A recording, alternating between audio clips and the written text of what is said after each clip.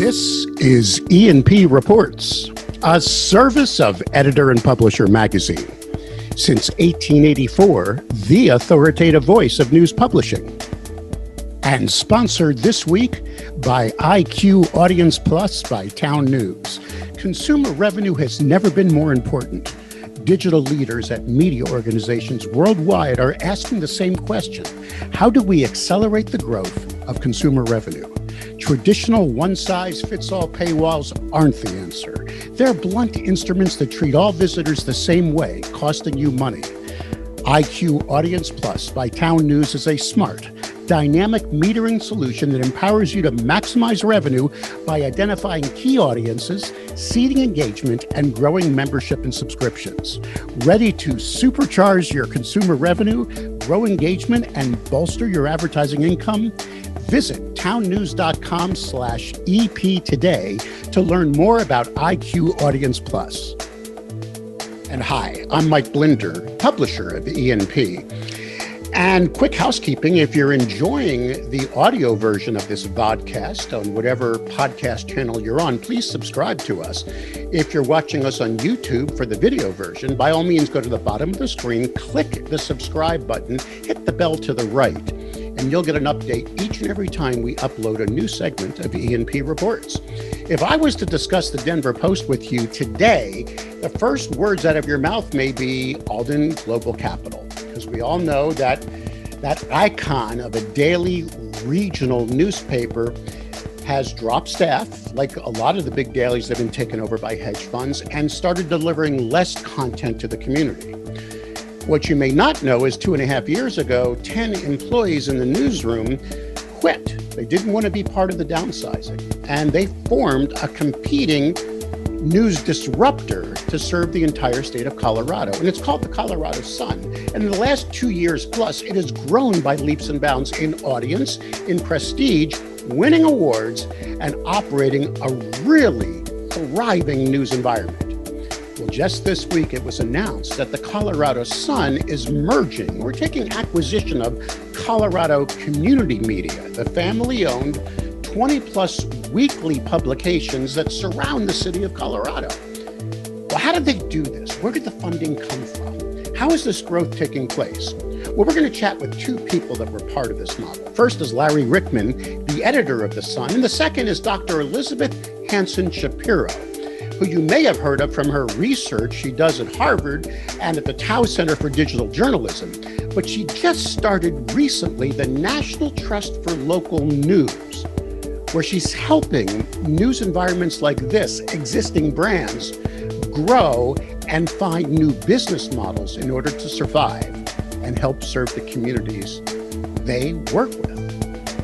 This will be a fun 30 minutes, so I hope you'll stick around as we talk news disruption in Colorado with Larry Ryckman and Dr. Elizabeth Shapiro. Well, Larry, it's an honor to have you on E&P Reports. Dr. Shapiro, may I call you Elizabeth? It's good to have you with us as well. Thank you. This segment is interesting because we have one story that I wanted to follow up on here at Editor and Publisher, and that's, of course, the Colorado Sun. We would call you now a news disruptor in a major market. But you recently, we just released the story this week, made an expansion thanks to Elizabeth's help and a few others. You're growing, correct, Larry, now? So we should talk about that first, maybe. The Colorado Sun has acquired Colorado Community Media, which is how many weekly newspapers around Denver, Larry, does that encompass? It's 24 suburban newspapers. And yeah, the Colorado Sun, in partnership with our friends at the National Trust for Local News, are just thrilled to be able to make this happen and keep these newspapers in local hands and keep them doing the important hyper-local coverage that they produce. Well, but before we do a deep dive into the Colorado Sun, Elizabeth, tell us how you helped make this deal happen. You're at the Tao Center for Digital Journalism, but you're also with the National Trust for Local News. Am I correct? Correct. That's right. So, the National Trust for Local News began as a series of discussions late summer, early fall of last year. And, we and my co-founders and I were trying to figure out, like, how can we assemble new financing and new ownership structures in local news? Because, we've all seen the statistics about newspapers closing and about acquisitions by hedge funds and national conglomerates. And, all of us were thinking, like, there has to be a better way to do this. And so as we were kind of kicking this idea around and talking to our friends and networks, we were contacted by the Colorado Media Project, and they said, hey, we know you have an idea for how to solve these types of problems. And we have just exactly this type of problem. We have an amazing chain of local papers, a couple who've been totally dedicated to their communities. They're looking for, how to pass these on in a way that preserves their legacy. Is this something you can help with? And we said, we're not quite an organization yet, but this is who we want to be and what we want to do. So we're happy to help. And that really began the kind of 6-month saga of figuring out how to create a new ownership group and finance this acquisition in a way that sets these papers up for the next 100 years. Well, 3 years ago, there was no Colorado Sun. I think we have to, this is a very quick timeline. It was 2.5 years ago, Larry. You were working, obviously, at the Denver Post. You and 9 other, there was 10 of you. I don't want to say disgruntled. How would you, what was the Denver Post obviously was taken over by Alden Global Capital. You were not happy with that. Why don't you take it from there? There is I'm teeing you up for a little dialogue here. So the Denver Post, once upon a time, had more than 300 people in their newsroom. And after Alden seized control of the Post, it was just cut after cut after cut, a story that's familiar to people around the country. And, we just got to the point where the Denver Post was down to 100 people in the newsroom, and we were ordered to cut another third of the newsroom. And we just decided that there had to be a better way. I would really say saddened more than anything else. None of us really intended to be entrepreneurs, and we had all hoped to, have long, illustrious careers at the Denver Post. But when a hedge fund is in control, that means nobody has any voice or any power in the way things are run in the course of events. So rather than stay and complain about it and lay off our friends and colleagues and be laid off ourselves someday, we decided to strike out and find a new business model and to go out and do great journalism and ask the communities to support us. And how did you get the initial funding for the Colorado Sun? I mean, starting a news operation in a major metropolitan market, let's be very clear, you're not just a metro newspaper, you're a regional news site for the state of Colorado, correct? Absolutely, yes. We're not the Denver Sun, we're the Colorado Sun, and we are truly a statewide news organization. We produce coverage from all around our very diverse state. We were very lucky and fortunate, initially, when we were approached by another startup called Civil, and it provided the initial funding to get us up and running. But from the very beginning, we were all in on membership. And I said when we announced the Colorado Sun that this is about proving our worth to the people of Colorado and producing the kind of quality coverage that they deserve. And if we do a good job of that I was confident that they would in turn support us through their memberships. And they have. I mean, we are at almost 140,000 newsletter subscribers at this point, and we're growing by leaps and bounds every day. Civil was actually blockchain money. Am I right? That was the? That's correct. Yes, the founder of Civil was also one of the founders of the blockchain or the cryptocurrency Ethereum. A guy named Joe Lubin, and he was a billionaire who thought there had to be a better way to fund journalism, and we were happy to work with him, and we're grateful. Even though Civil is no longer with us, we're grateful for the runway that they provided to us to get us off to the races. All right. Before the acquisition of Colorado Community Media, how much have you grown? How many full-timers are you supporting now with benefits at the Colorado Sun? Yeah, and I will say that you make a great point. I mean, when we started the Colorado Sun, nobody took a pay cut from when we left the Denver Post. Everyone was making adult wages and health benefits and all of those kinds of things. We started off with 10 full-time staffers. Today, we have 15 full-time staffers at the Colorado Sun in the newsroom. We have 2 people on the business side. We're going to add another person in the newsroom in a month. We'll have more than 20 people in our newsroom before the summer is finished. You're not nonprofit, are you? What is your business model? How are you listed? We are a public benefit corporation, and it's sort of the quick way of describing a public benefit corporation. By the way, our new Colorado News Conservancy is also a public benefit corporation. At one extreme, you've got for-profit entities. Think Alden Global Capital and hedge funds, and where your number one obligation is to maximize shareholder returns. On the other side of the spectrum, you've got nonprofits. But public benefit corporation is sort of a hybrid model, somewhere in between, where nothing wrong with making a profit if you can, but really public service is woven into your very DNA, into your very corporate DNA. And that is our primary concern, is to make sure that we serve the public. Elizabeth, where does the National Trust for Local News, obviously you're new at doing this, but is this your first project in helping launch this kind of a news ecosystem? I call this a disruptive news ecosystem. Is this your first?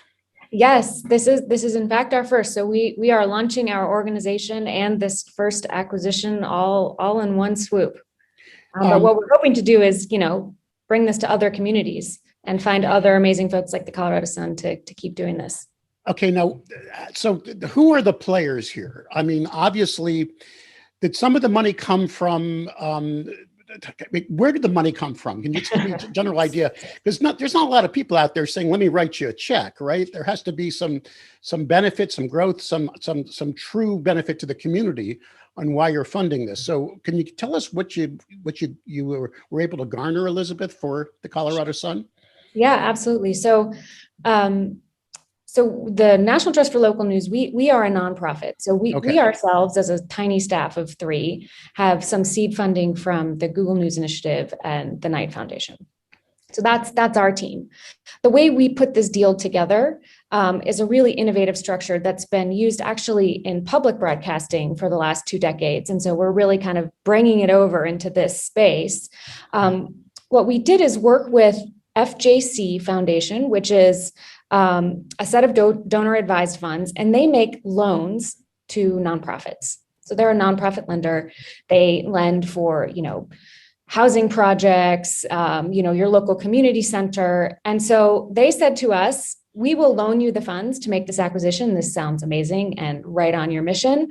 But we need you to find some local funders who will back that loan, who will co-sign essentially, because, there's no assets, there's no hard assets in this deal, right? There's no buildings, there's no heavy equipment. So we went out to the incredible funders of Colorado and said, we can do this acquisition. We have a funder. We just need you to co-sign with us. And take a chance with us on this incredible opportunity to preserve local news and keep it in local hands. And, we had the Gates Family Foundation step up and the Colorado Trust step up. And then we also had really catalytic support from the American Journalism Project. So those three funders, the American Journalism Project, the Colorado Trust, and the Gates Family Foundation, backed this loan to the National Trust. They co-signed on the loan for us so that we could make this acquisition. So it's really, Larry, it's really a loan you'll be paying back over time, correct? To take the acquisition of Colorado Community Media? Yeah, so the new entity that we've created jointly with the National Trust, that the Colorado Sun created with the National Trust, is called the Colorado News Conservancy. And the Colorado News Conservancy is a money-making operation. They're doing great work, and they have been profitable. And our mission number one is not to break anything. And as the company thrives, we aim to pay down the loan and pay off the principal as quickly as we can, and so that the National Trust can go on and replicate this sort of partnership and collaboration elsewhere around the country. It's so important. I know Jerry Healy. I've known him for over a decade. I know his wife. It's a husband and wife team. And they have, I always like to say they have ink in their veins. In other words, the quality of the journalism they were doing for all those towns they served, I call it that ring around Denver, was very important to them. I mean, of course, profit. I mean, they're not communists, but it was more about delivering a quality product. Because I know these people, they're now getting the money in order to offer those assets to you. Larry, those papers were making some money. And Yes. Some of that was coming from advertising. Are you shutting that down, or are you going to continue those advertising channels in those print products around the city of Denver? We are definitely not shutting anything down. Okay. We're all about, as I said, let's not break anything. Jerry and Ann built an impressive company, and they've got 24 newspapers doing great work.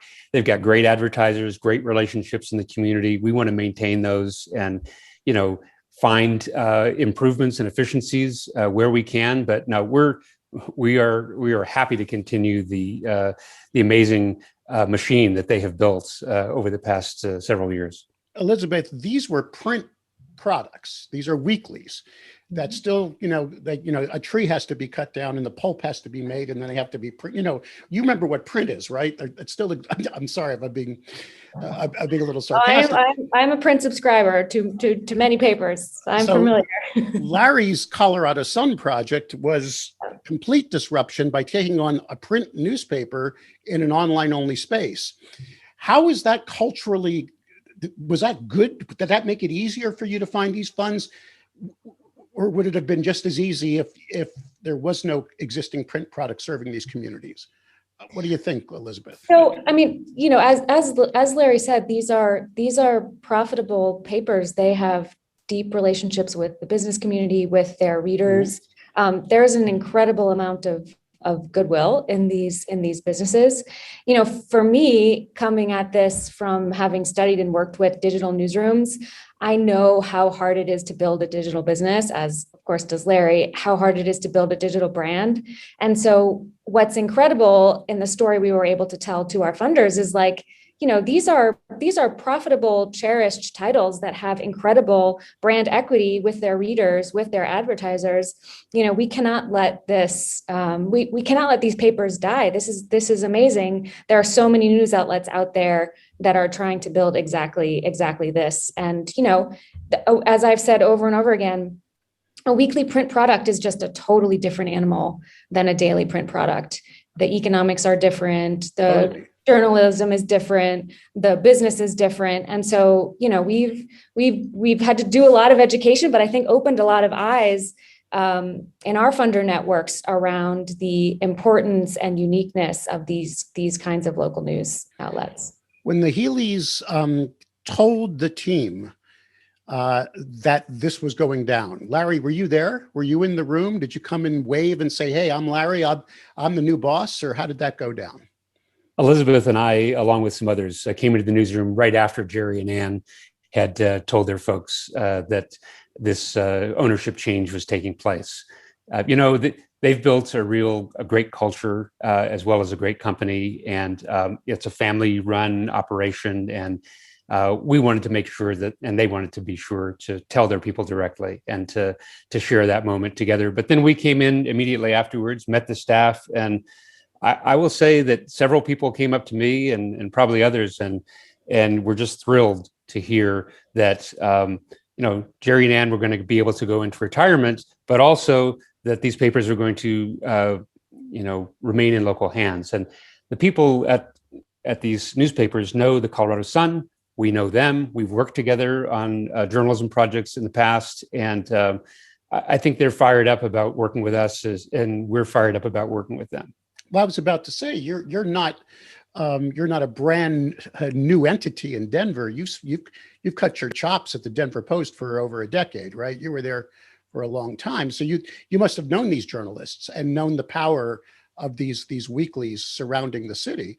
So it was positive. Everybody was like, "Yes." Oh, yeah, definitely. I mean, I have to say, Mike, standing in front of the staff yesterday with Jerry and Ann having tears in their eyes, standing to the side, it was really moving. It felt to me like we were rewriting the script of what local news can look like and how it can be owned, like in real time, because, everybody knows what the movie looks like when the new owners come in and heads roll and the place collapses like 3 months later. And we just had a totally different message to share. And it's a really powerful one. And that's why we're so excited about doing this in other places, because, it resonates. It's good for the community. It's good for the newsroom. It's really quite amazing to be part of. Well, I can imagine, because the fear that people have of being gobbled up by a hedge fund now, especially on the journalistic side, well, even on the sales side. I mean, because if you don't have the right product after a while, the business community loses faith in you. And when the paper gets skinnier and skinnier, Larry, I'm sure you you can relate to that. When you were at the Post, you were watching that incredible award-winning icon of a brand slowly but surely diminish, right? Well, I mean, Mike, also at your former paper and my former paper, the Gazette down in Colorado Springs, I saw the same thing, that, whenever you had an all hands on deck meeting, a big staff meeting, bad news always followed. It was always a bad thing. It was about belt tightening and layoffs and furloughs and all those kinds of things. It was thrilling to be part of an all hands on deck meeting that was, positive. That we're not coming in announcing layoffs. In fact, we're announcing some hiring. So we're just thrilled to be part of good news, that came out of this. And again, I really want to thank the National Trust for Local News for making this possible. I also want to thank my friends at Old Town Media, who called me a while back and said, "Hey, what would you think about being co-owner of 24 newspapers?" Like, hello? And, that's what Old Town does. They make connections. They know people all over this industry. And we're just so glad this has all come together. It's all come together really quickly. And it's just such a positive story. We're thrilled to be part of it. And everybody's going to be continuing to work. You're not laying off salespeople. You're not laying anybody off right now. These people are assured of a living. I mean, they may have to eventually. Are you going to keep their local offices going in these communities as well, Larry, or is it too soon to tell? You've only had your hands on this property for 24 hours now, right? I mean, oh yeah, no, we're not. We are planning to keep things open. We're not planning any major changes or disruptions. As I said, we're very much in listening and learning mode right now. We want to talk to people. They know way more about those newspapers than we do, and we want to hear from them about the challenges, the opportunities, that sort of thing. So we have a lot of learning to do in the days and weeks ahead.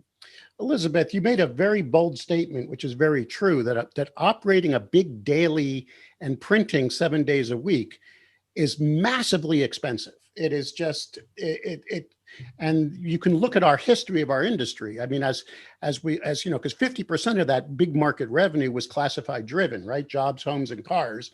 That went away, and then finally had the death spiral of 2008's recession. We should have been the Craigslist of the future. We can look in 2020 hindsight. We should have aggregated our classifieds. I was part of that initiative way back when Billy Morris was president of the NAA, screaming, "We have to aggregate all our classifieds." And we can all look back on that. But now, let's look at my market. I'm here in sunny Tampa Bay. My paper's owned by the Poynter Institute. Yeah. They call themselves a daily, but they print twice a week.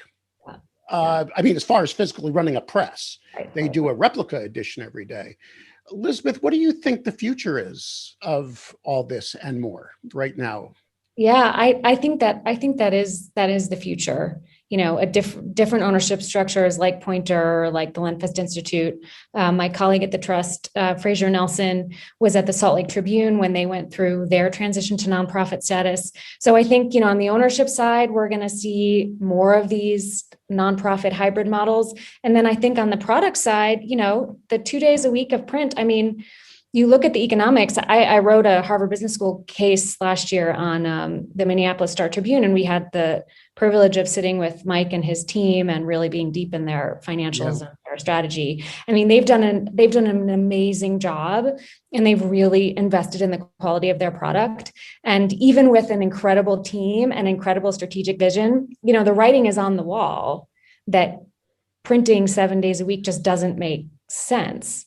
So, I do think it's it's figuring out what a thoughtful transition to fewer days of print looks like, while keeping the quality, while keeping the habit, while keeping the readers. And it's not a static game. What people want from their papers is changing. So I think it's also, it's an innovation challenge on the content side too, to really keep up and keep raising the bar. Oh, I agree completely. And then you can go in a complete other direction, like Walter Hussman in Arkansas, and basically buy an iPad for every single person who subscribes to your paper and train them how to use it. But guess what? The moment he turned those presses off, he found some profitability. And still believes in that replica edition. Larry, that was going to be my question to you. You're not doing replicas now. You don't live by that idea of folding pages and all that anymore. Are you thinking in terms of maybe blending the Sun and that newspaper experience? And again, you've only had this for 24 hours. Sure, the champagne you were drinking hasn't worn off yet, so I'm not sure. But I mean, is there a hybrid in your head now? Are you excited by the idea of melding that legacy with that new digital world? Yeah, I am. I'm really excited about it. I mean, look, I'm a print guy as well. Love print. I subscribe to print newspapers, and if print survives forever, yay for print. I would be thrilled to continue, and we'll put out the best print newspapers that we can. But at the same time, we've learned a few things here at the Colorado Sun over the past 3 years about how to do a top-notch website and to do newsletters that resonate with people and find innovative ways to reach people. Bottom line, at the end of the day, this isn't about business models. It's not about platforms, print or digital or newsletters or iPads or whatever. It's about journalism. It's about serving these communities. It's really fundamentally about democracy, right? We want to have informed citizens who are able to make good decisions. And that's the role that journalism plays. That's, if I can get on my soapbox for a minute, that's why the freedom of the press is protected in the very First Amendment to the Constitution. The founding fathers understood the power and importance of a free press to a democracy. So, number one, this is about preserving journalism for these communities, and preserving the watchdogs, and we'll figure out the platforms, we'll figure out the business models and all of that. And there isn't a one size fits all model. I mean, the Texas Tribune, for instance, is doing an awesome job with a nonprofit model.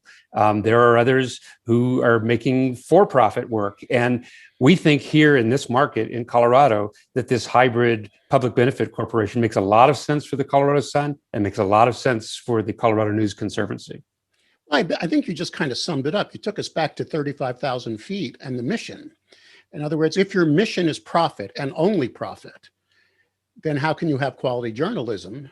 That's right. But if your mission one is to serve your community with journalism, and I'm going to say that again, truly sourced news, not tons of opinion flying at people. Now I'm getting on my soapbox, all right? It's what I love this industry, because we, for decades or centuries, have clearly separated news from opinion. We've made it, that when you watch what happens on cable networks now, it gets crazy, and no one really knows where the news is anymore.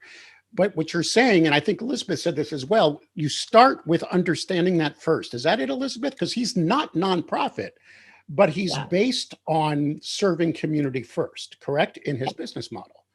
Absolutely. I mean, that understanding the service that you're providing and what the services that your communities need from you, that is task number one. And all the other questions about revenue and structure, should flow from that. But that is really the North Star.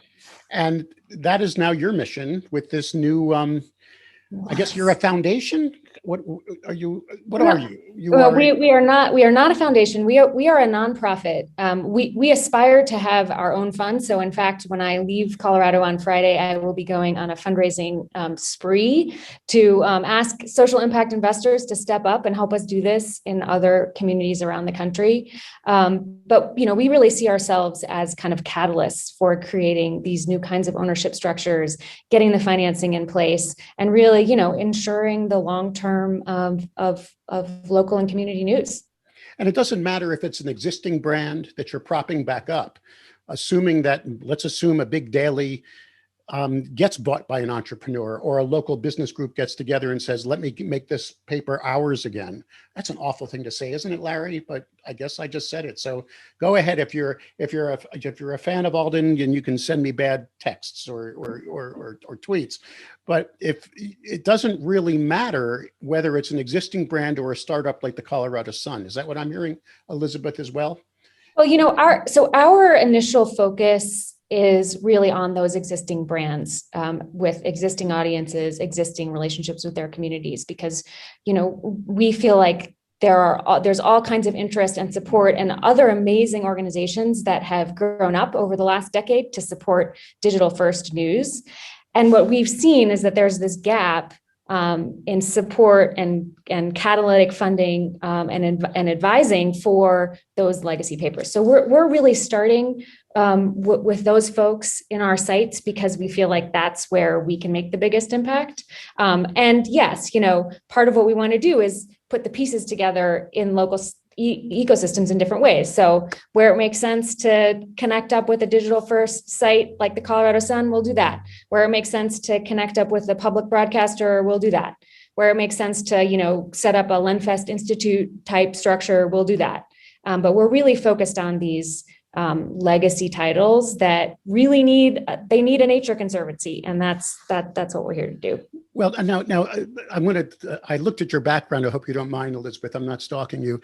Swarthmore, right? I'm from Havertown, Pennsylvania. So wow. My mom taught art there, but you majored in Latin. You're the first person I've ever known that majored in Latin. You did some deep history there. Well done, Mike. Yeah, but then you went to Harvard and you did the next 8 years at Harvard. So you may have run into a guy named Ken Doctor. Does that ring a bell to you? Yeah, Neiman and all that. Ken has been on this program 3 times. And the first 2 times he was teasing his new buffet of the perfect news environment. Larry, you're nodding your head. You know where I'm going. Outlook. No, Lookout. Lookout. Outlook. I should never say that's Microsoft. And I got a little angry with him when he's told us he was going to do it as a digital startup rather than help an existing brand. Do you see? I took over E&P. It's only 140 years old, and I'm putting polish on a brand. I think a brand still has value. So I'm going to ask Elizabeth the same question that Larry, you and I discussed offline once, and I think I'd like to pose it to you, and this will be my final thought. Are those brands spinning out of control, Elizabeth?